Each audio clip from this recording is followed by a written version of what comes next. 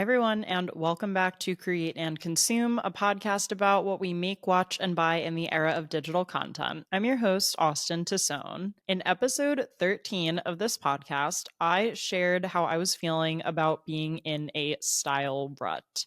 And today, I want to give you an update on what I've been doing since that episode to not only get out of my style rut, but also rediscover my personal style and talk more about what I've been adding to my wardrobe, what I have maybe not been buying, and also what I think my style is these days, like adding a couple of keywords to it, trying to define it so that when I go to describe it to someone at a store or someone online, I can feel a little bit more confident about what my style actually is and how I see it. And before we get into the topic of today's episode, let's do a little create and consume. As a reminder, I love hearing from you all what you're creating and consuming too. So feel free to leave a comment over on Instagram or TikTok at Create and Consume Pod. Send me an email, send me a DM, all the things. You could also leave a comment if you are watching this episode on YouTube. I'll kick it off with what I have been creating this past week. So I just published a new blog post with 6 ideas for charming upstate towns to visit if you're in need of a New York City getaway, because I have been up to the Catskills twice in the last month. I went with my friend Devin in February, and I just got back from a weekend trip with Andrew's family, which was really fun as well.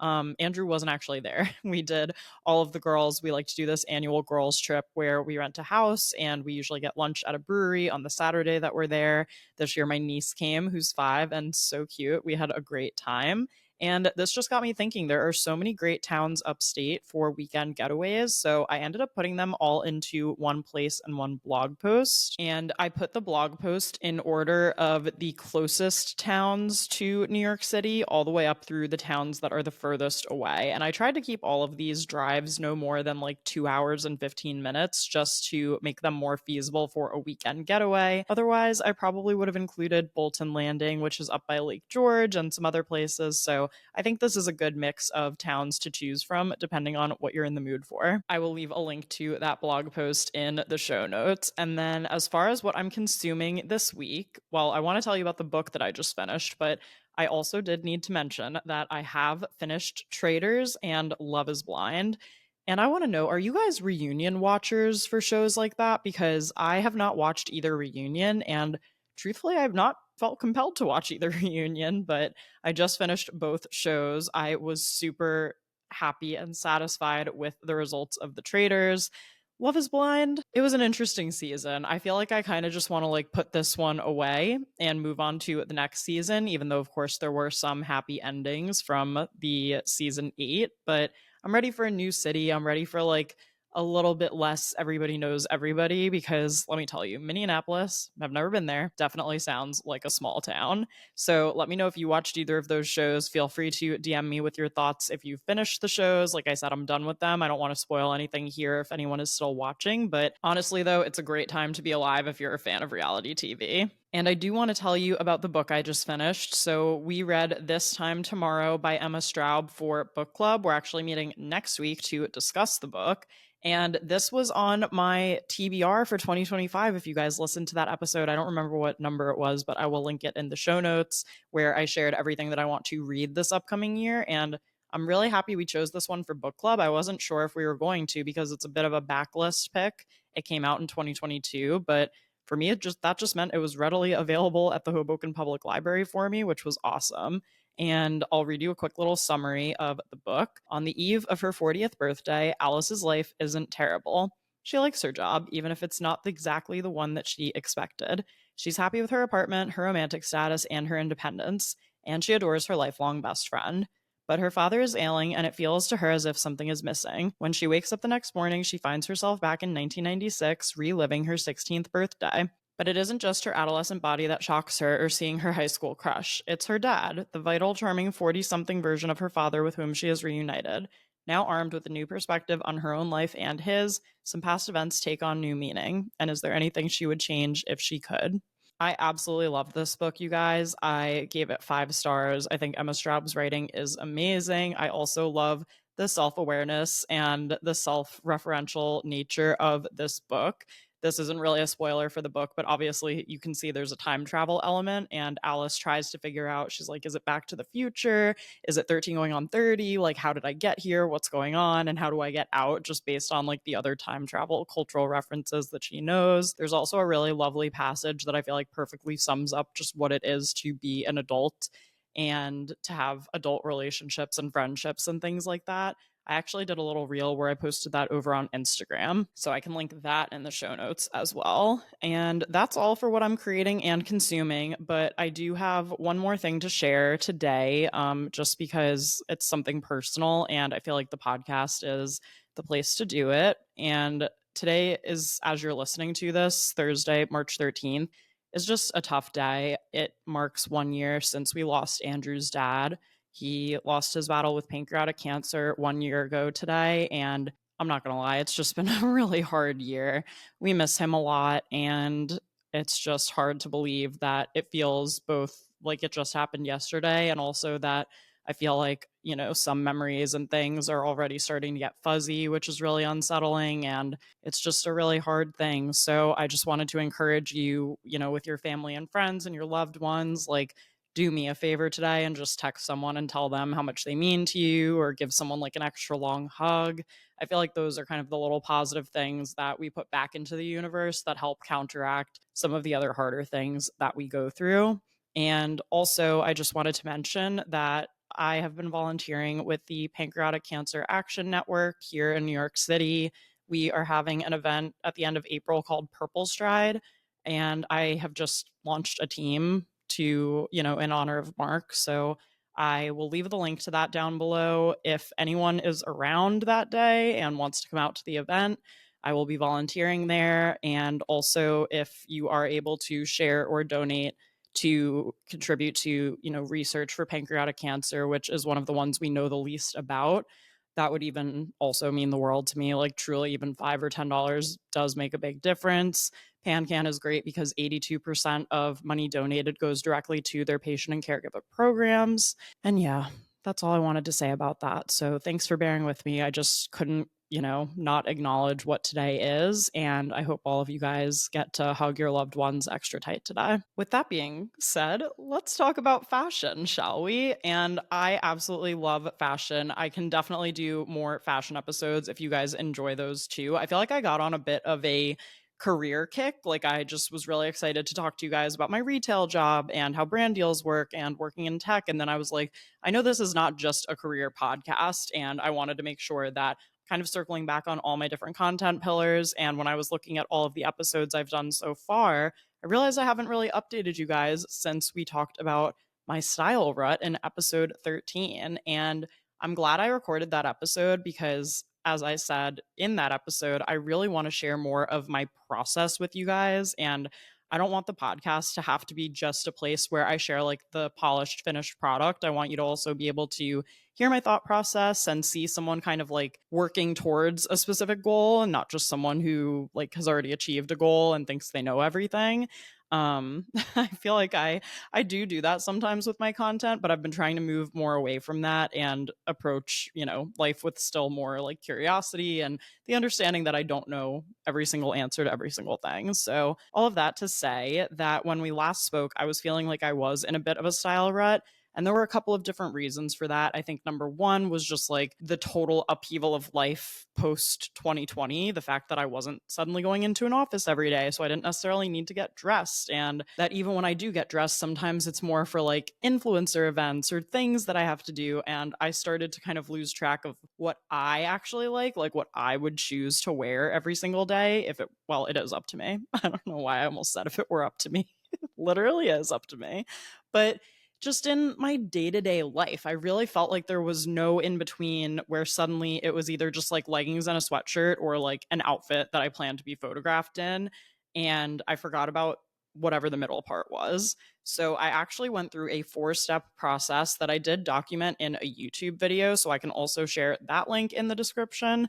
Wow, this description, these show notes are going to be very heavily loaded today with links, but they're all for things, obviously, that I'm referencing in the episode, so hopefully you guys don't mind. But basically, I tried to document the process of me rediscovering my personal style, so I'm obviously not going to like give you the play by play of the video because that's a separate piece of content you could go watch. But I really went through a 4-step process on this journey to rediscover my style. So the first thing was a closet declutter and clear out. So this is where I went through everything in my closet, basically sorted into 3 different piles: keep, maybe, and giveaway, and really forced myself to like try on the maybes and think about why they were maybes, and to also really say there are certain things obviously that I hold on to for one reason or another that I'm just not getting the wear out of. So once I was able to clear some space in my closet, then I went on to curating a Pinterest board where I just started saving images of different outfits that looked interesting to me. And obviously, the great thing about Pinterest is once you kind of find 1 or 2 things that really resonate with you, if you go back to your homepage and kind of refresh, you'll start to see those similar things populate on Pinterest. And we love the Pinterest algorithm for that.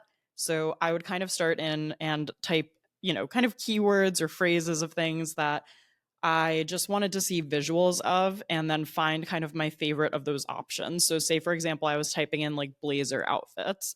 I could get blazer outfits of all kinds. I could get like full on pantsuits and tight fitting blazers, or more oversized blazers and jeans and things like that. So, from there, I could kind of go through and pick out the outfits that felt the most like me and that I could kind of see either me wearing or me wearing in the future seamlessly fitting into my closet. I created a private Pinterest board where I kept all of that. And then I also went back through and kind of pulled out specific items from the images that I could see fitting into a shopping list for me.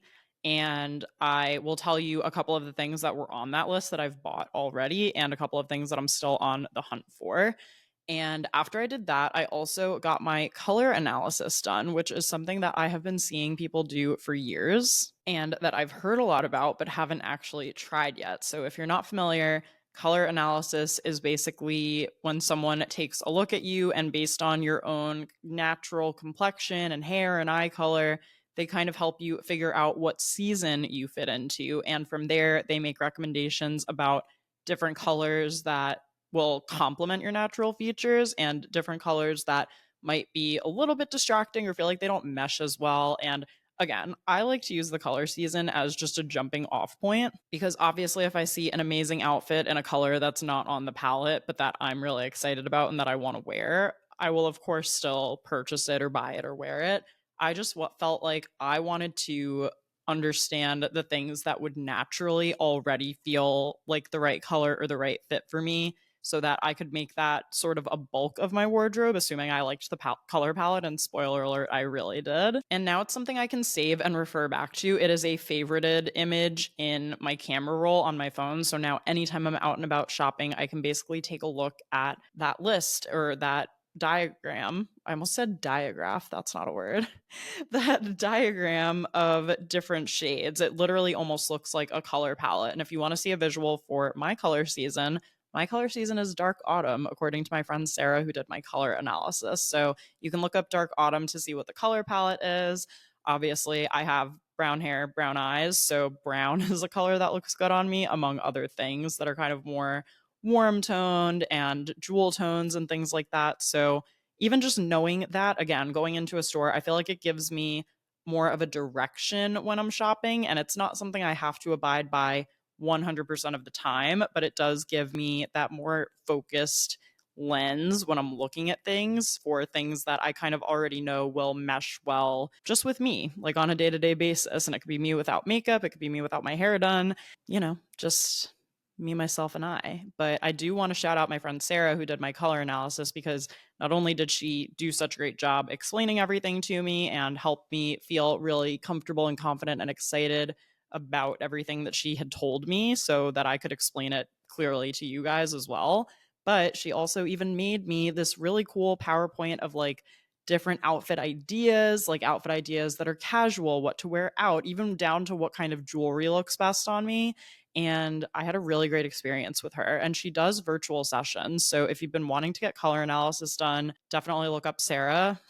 I know I've said this 800 times in this episode, but I will leave her link in the show notes. And that brings us to the shopping portion of this journey. And so this is the portion that I didn't really get to share too much of in the YouTube video because by this point it had already taken me 2 months to film the first 3 parts and I really wanted to get the video up. So I am going to tell you a couple of the things that I've purchased kind of on my journey to start building what I guess you could call my capsule wardrobe and kind of those key pieces that I can rotate between depending on the season and just keep coming back to. And I will preface this by saying a lot of these are not the most interesting pieces. Like, this is not where I'm looking for those statement pieces. This is not where I'm looking to experiment. This is really my core, almost my comfort pieces that I can really come back to time and time again. And again, this list is inspired by all of the outfits that I saved to my closet Pinterest board, like what I wanted my new closet to look like. So if you want to see the process of me doing that, that is in the YouTube video. But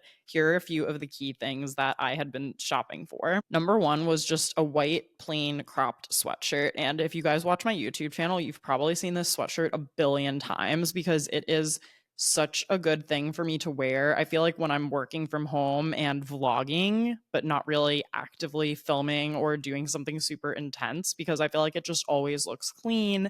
It looks great with leggings. I like the proportion of it and where it hits slightly cropped on my stomach, kind of where like the hem of that ends and the top of the leggings begin.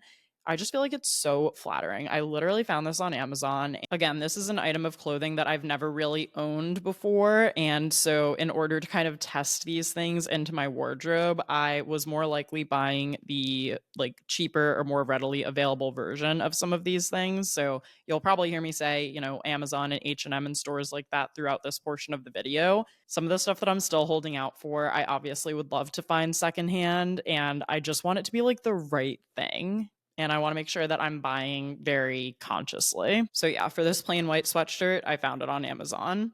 Next on my list was sleek burgundy or brown boots. And maybe I shouldn't have written sleek because I feel like that just is eliciting the image of patent leather in my head, and that's not really what I meant.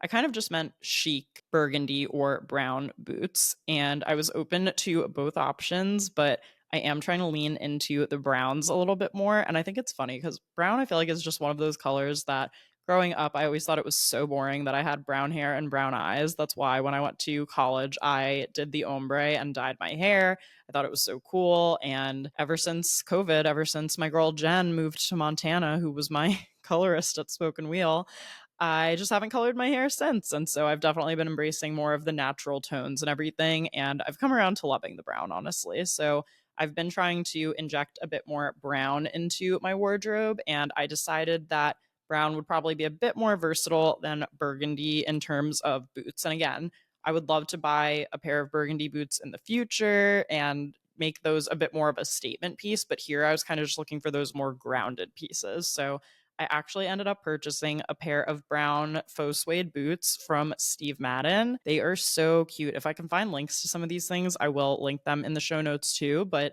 I love these because the heel was visible, but not too thick to the point where it would hurt to walk or that I'd be tripping.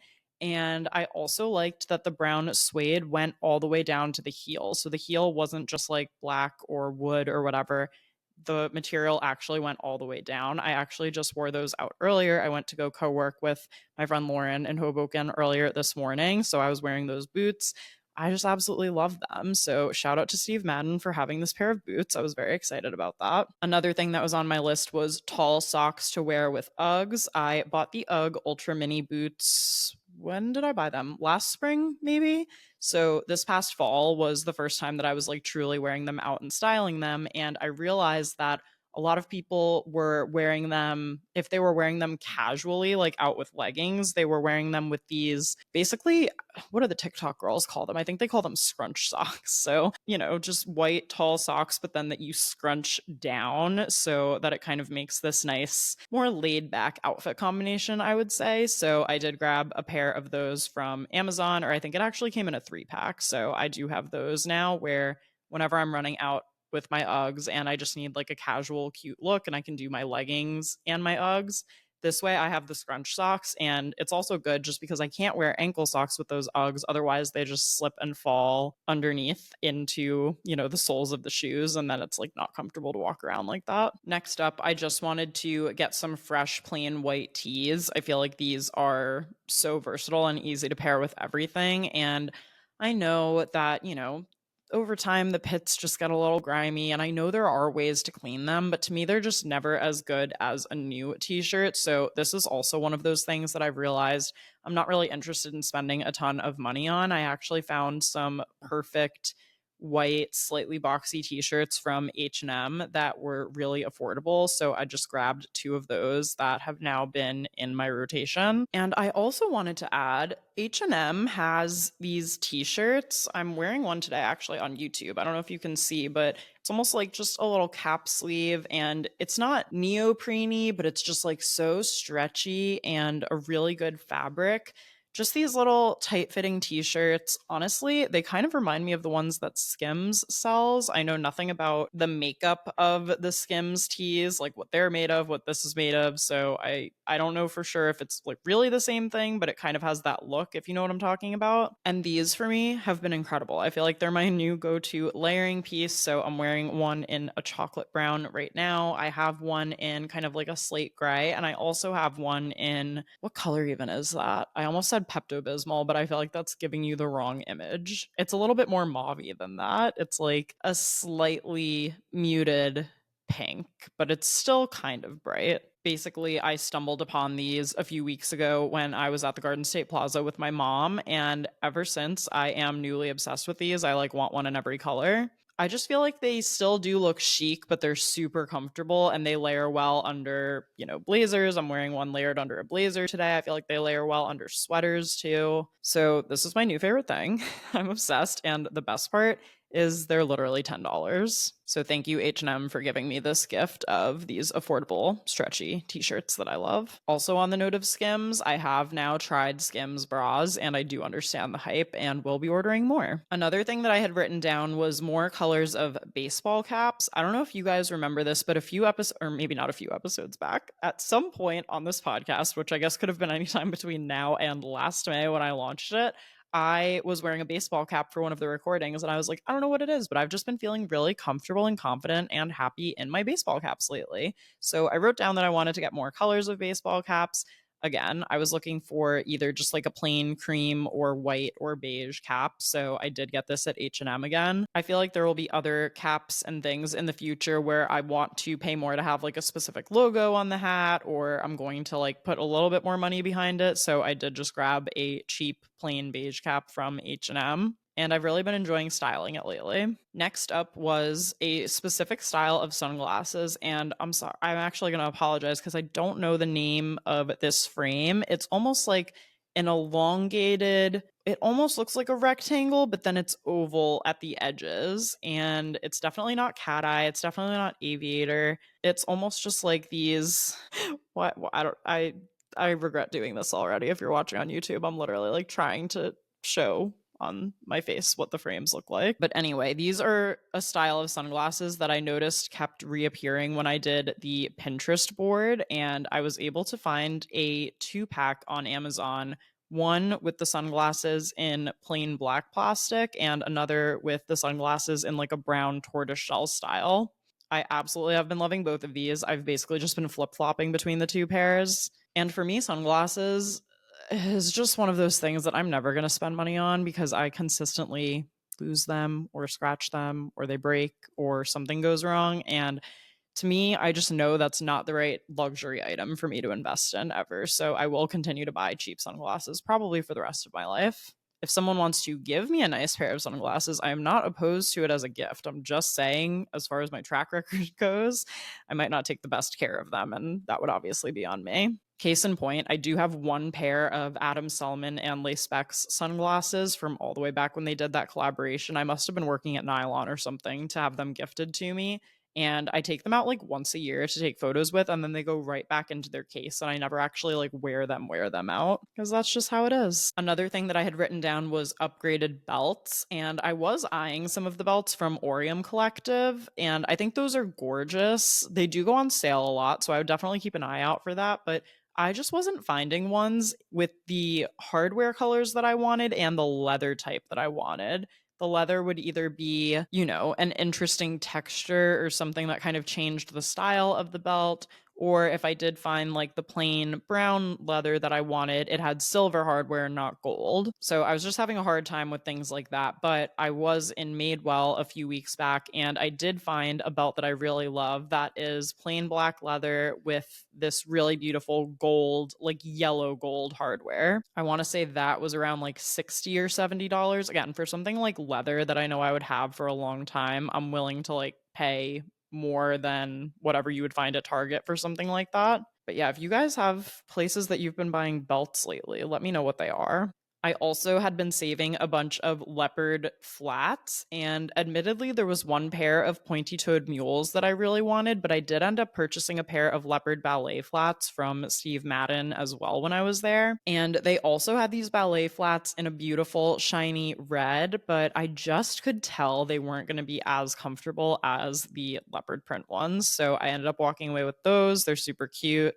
It's been honestly freezing, so I haven't gotten to wear them a ton, but as the weather starts to warm up, I'm excited to style those more into spring. Probably the most recent purchase of mine that I must have bought just under a month ago because I got it kind of ahead of Fashion Month, but also I've been wanting this for a while, is this brown aviator jacket. And I had a black aviator jacket from Zara that I loved and just absolutely wore to death over the years. It got to the point where obviously it kind of was past the point of no return. I had worn it so much that I needed to retire it, but I had been looking for something like it in its place. And since doing my consultation with Sarah, I wanted to find it in a brown color.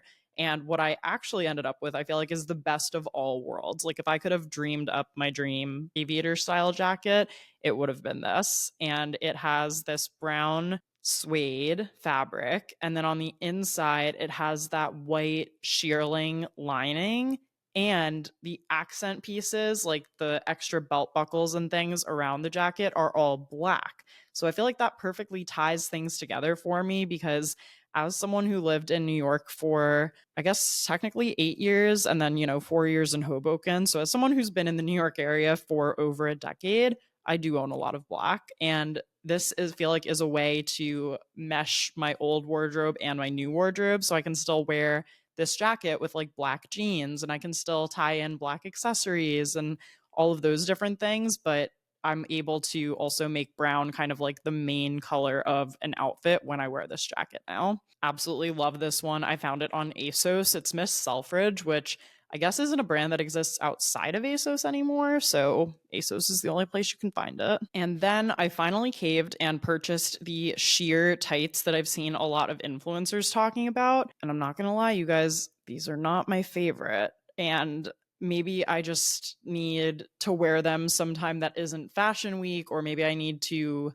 shrink them in the wash or something. But I purchased these tights that are they look like they're black sheer tights, but really what it is there's a nude fleece lining underneath. So they look like I am just wearing sheer tights, even though I'm fully wearing fleece lined tights. I thought this was a genius idea, and I've purchased other fleece line tights over the years. I can't remember for sure if I've bought any from Amazon. I know I've bought some from Urban Outfitters and maybe somewhere else. I just like saw them and picked up a pair in person, but I ordered these ones from Amazon.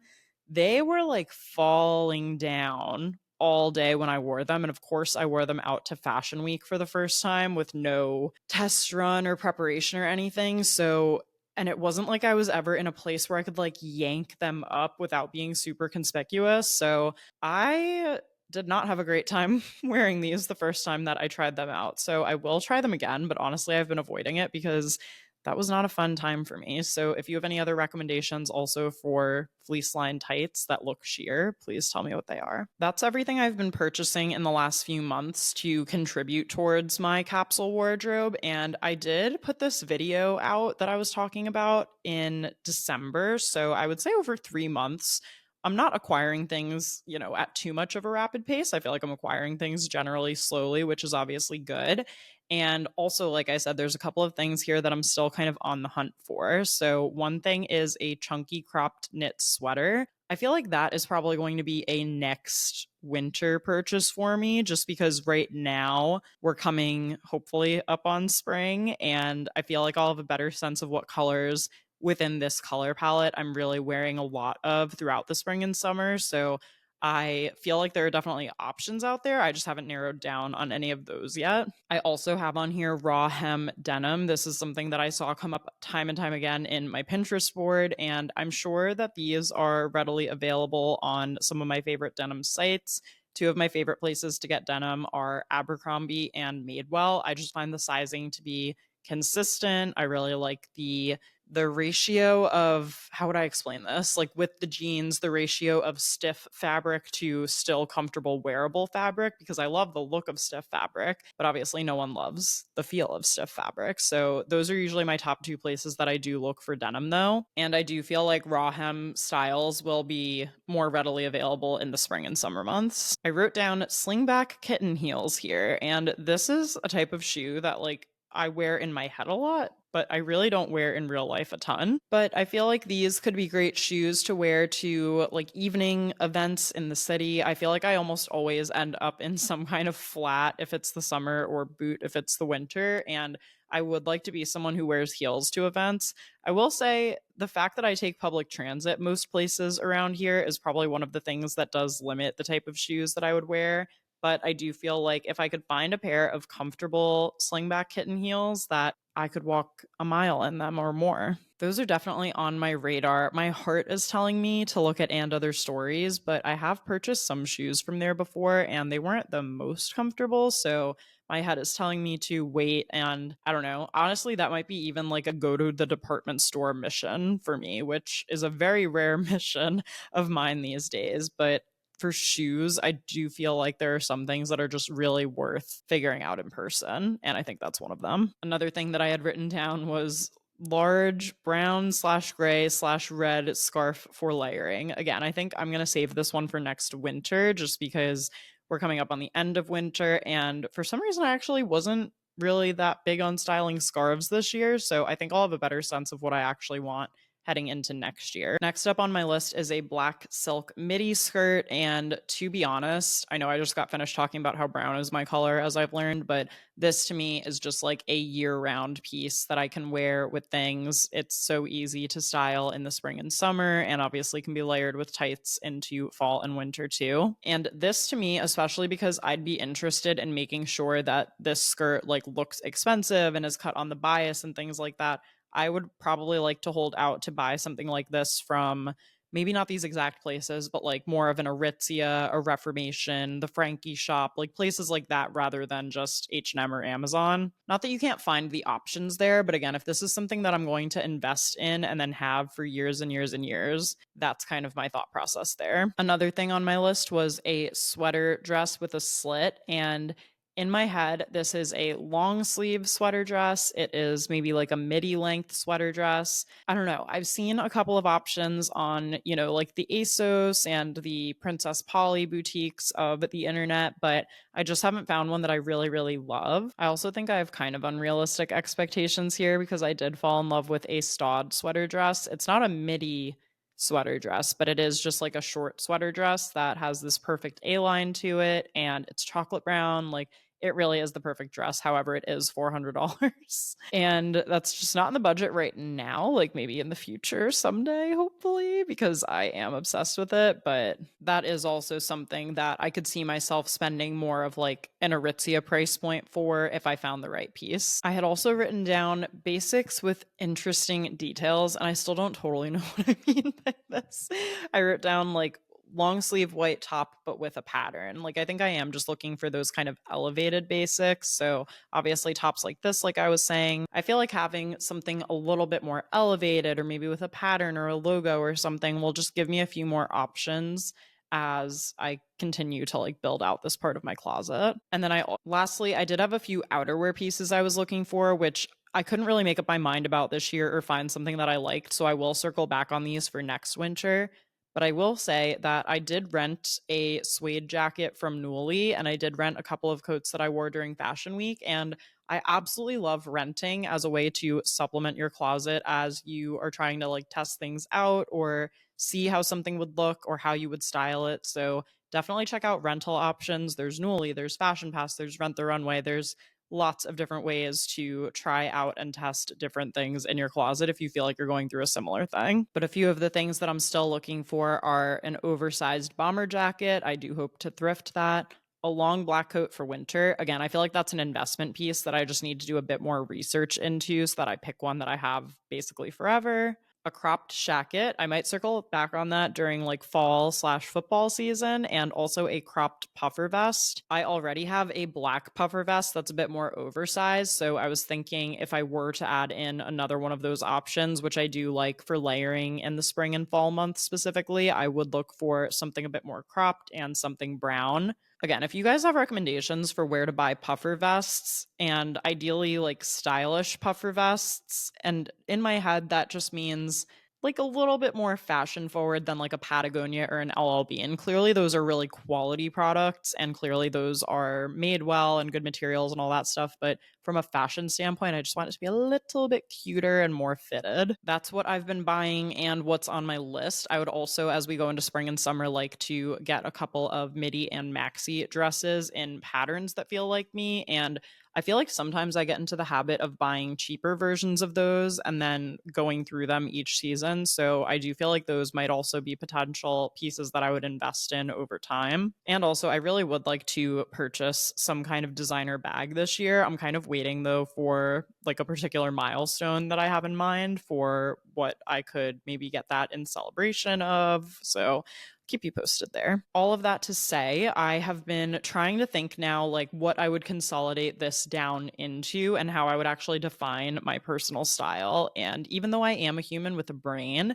my first thought after doing all of this and kind of looking at what I've been wearing lately and what I've posted on social media and what I've been buying and what I'm still on the lookout for, like I said, 30-year-old woman, college education, totally capable of thinking for herself, was like, why don't I ask ChatGPT what I think my personal style is? So I did give ChatGPT a link to my Instagram and more specifically to the hashtag style by Austen, which is how I categorize all of the outfits that I post online. So if you ever wanted to just see my outfits, you can look up style by Austen. If you ever just wanted to see beauty, you could look up beauty by Austen. I wish when this was more of a thing, people used to do their own custom hashtags a lot more, and I miss those days. Bring back priority hashtags Instagram, honestly. But anyway, I asked ChatGPT if it could choose 3 adjectives to describe my personal style, and not for nothing, but I think it kind of hit the nail on the head. The first adjective that it pulled out to describe my style was chic. It said, your outfits have a polished, put together feel with clean lines and elevated staples. You mix timeless pieces with modern trends effortlessly. And I know this is a compliment from a robot, but this actually kind of means a lot to me. Like the elevated staples, I feel like is something I've been talking about throughout this episode. I feel like I have always been driven by the kind of city chic nature of what people wear in and around the New York City area. Like, even though it is super well known for street style, I feel like at the end of the day, everyone still always looks put together, and that there's really thought that goes into every single outfit and every single piece. And that is something that I will always admire about the inherent style of New Yorkers and how they're able to just like make something look chic, even if it is casual or even if it is in a fabric that you might assume is more casual than not. So the fact that this was one of the adjectives that came back, I was actually thrilled with. The second adjective it came back with was feminine, and I was a little surprised about this one, but upon reading this little blurb, I kind of got what it meant. So it said, from flowy dresses to tailored silhouettes, your style leans towards a soft, elegant, and sophisticated. Wait, your style leans towards soft, elegant, and sophisticated.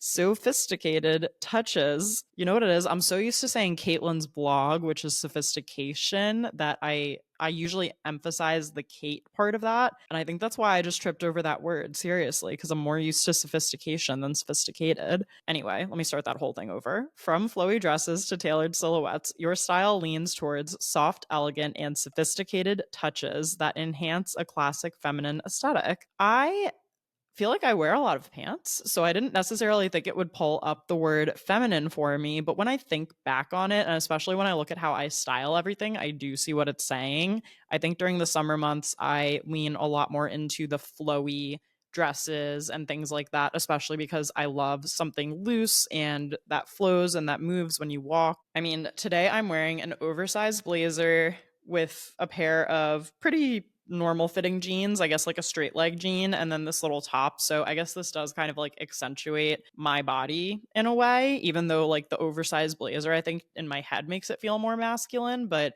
when I also think about the way I style things, like I love having my makeup done. I love having my hair like all soft and bouncy and waved the way it is in this YouTube episode right now, if that's where you're watching this. If you're just listening to the audio, take my word for it. My hair is wavy today. And so I guess this is actually true, especially when I think about how I style pieces, even if the pieces aren't all inherently like pink tutus, I do tend to lean a little bit more feminine in that regard. So I would agree with that. And then the last adjective it came back with was trendy. You incorporate current fashion trends in a way that feels natural and authentic, whether it's a seasonal color palette, a statement accessory, or an of the moment silhouette. And I think this is true as well. I do like to lean into the trends of the moment, just as someone who is super involved in the fashion industry, who creates fashion content in part for a living. I do keep up with the trends and I do like to experiment with new trends. And I also fully acknowledge that there are lots of trends that come out that I don't understand at all and that don't work for me.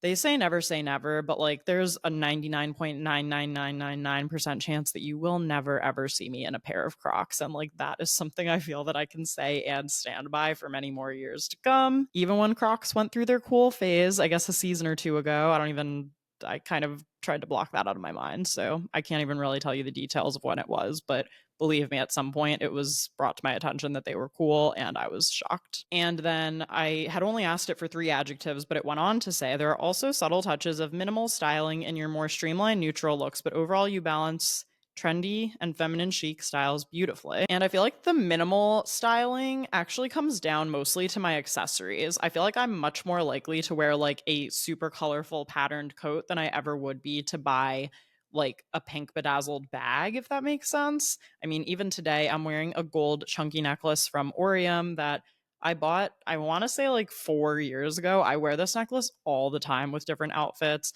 I basically always have like just my same rings on. I actually don't have my ears pierced, fun fact about me. So I do feel like when it comes to styling and accessories, that's where I'm usually more minimal. I might change up my hair and makeup sometimes, and sometimes that's what makes an outfit feel like trendier than others. But I do kind of agree with this chat GPT assessment. I would say if I were to add anything, that sometimes I do work in a little bit of the streetwear aesthetic. Like I do love a graphic tee. I've been enjoying styling like the baseball caps a little bit more. And I also just bought a pair of new sneakers. And I have to look up the name because I keep forgetting what it is. And I saw Peyton Sarton post about these sneakers. And in my eyes, she's just someone who knows what the cool sneakers are. So I literally just like bought these straight from her link. I bought the Nike Zoom Vomero 5. And they kind of have a chunkier sole. They have a little bit of mesh. They have a little bit of leather. I just feel like this is the cool girl like streetwear shoe of the moment. So I will share a link in the description box if you're in the market for a cool new sneaker. And so when I think of things like that, I do feel like that can bring my aesthetic a little bit more into the streetwear inspired style. But that's also, I think, just a factor of living in a city and opting for comfortable footwear and a baseball cap to keep the sun out of my eyes and some things that come from the more practical nature of just being a person who lives in a city. Thank you guys so much for joining me for today's episode. I hope you enjoyed hearing this little update. And if there are any other episodes that I've done that you'd like to hear an update on from the first 40 or so episodes of this podcast, please let me know what they are so I can make a note of that. And if you click on any link from the description box of today's episode, which I'm sure is fully loaded, please consider checking out PanCan and what they're doing and their mission. It would really mean a lot to me, and they make it super easy to donate and kind of see what work they're doing right now in terms of research and early funding and all of those different things to hopefully create a world where the pancreatic cancer 5-year survival rate goes up and where more patients who get diagnosed with this disease can thrive. So thank you again for letting me share today. And as a reminder, you can support Create and Consume for free by doing any of the following. You can leave Apple and Spotify ratings and reviews. You can like, subscribe, and hit the notification bell if you are watching this episode on YouTube.